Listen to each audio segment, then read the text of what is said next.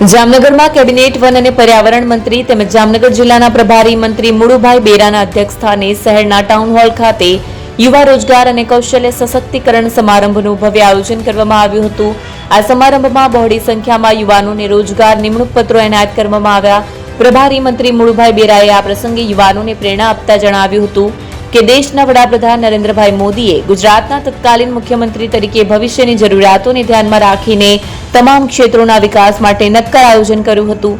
તેમના કાર્યકાળની 24 વર્ષની ઉજવણીના ભાગરૂપે આજે યુવાનોને રોજગારી આપી આત્મનિર્ભર બનાવવાનો આ સુંદર કાર્યક્રમ હાથ ધરાયો છે।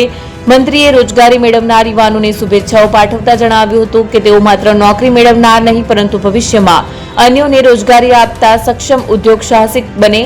તેમણે ઉમેર્યું હતું કે રાજ્ય સરકારનો રોજગાર વિભાગ ઔદ્યોગિક એકમો પાસે જઈને સર્વે કરી કુશળ કારીગરોને રોજગાર મળે તે માટે સક્રિયપણે મહેનત કરે છે। રોજગાર મેળા થકી સરકાર યુવાનોને રોજગારી આપવામાં નિમિત્ત બની રહી છે।